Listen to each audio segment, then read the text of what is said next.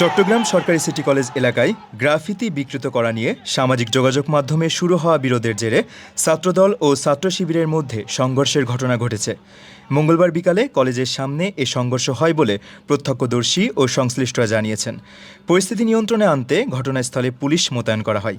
পুলিশে জানায়, দুই পক্ষের মধ্যে উত্তেজনা সৃষ্টি হলেও দ্রুত হস্তক্ষেপের মাধ্যমে তাদের সরিয়ে দেওয়া হয়েছে। চট্টগ্রাম নগর পুলিশের উপকমিশনার হুসাইন মোহাম্মদ কবির ভূঁইয়া বলেন, বর্তমানে পরিস্থিতি স্বাভাবিক রয়েছে।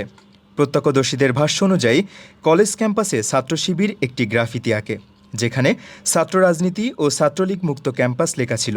পরে কে বা কারা ছাত্র রাজনীতি শব্দ থেকে ছাত্র মুছে দিয়ে সেখানে গুপ্ত শব্দ যুক্ত করে দেয়। এ ঘটনাকে কেন্দ্র করে সামাজিক মাধ্যমে দুই সংগঠনের নেতাকর্মীদের মধ্যে পাল্টাপাল্টি মন্তব্য শুরু হয়, যা সকালে ক্যাম্পাসে উত্তেজনা ও হাতাহাতিতে রূপ নেয়। এতে অন্তত 10 জন আহত হন। সকালের ঘটনার প্রতিবাদে বিকালে নিউ মার্কেট মোড়ে সমাবেশের ডাক দেয় ছাত্র শিবির। সেখান থেকে মিছিল নিয়ে তারা কলেজের দিকে অগ্রসর হলে ছাত্রদলের সঙ্গে সংঘর্ষে জড়িয়ে পড়ে।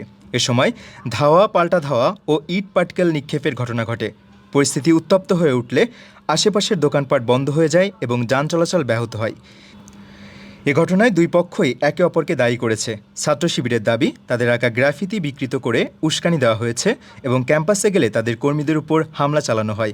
অন্যদিকে ছাত্রদলের অভিযোগ, ফেসবুকের একটি পোস্টকে কেন্দ্র করে বিষয়টি শুরু হলেও শিবির পরিকল্পিতভাবে বহিরাগত এনে তাদের উপর হামলা চালিয়েছে।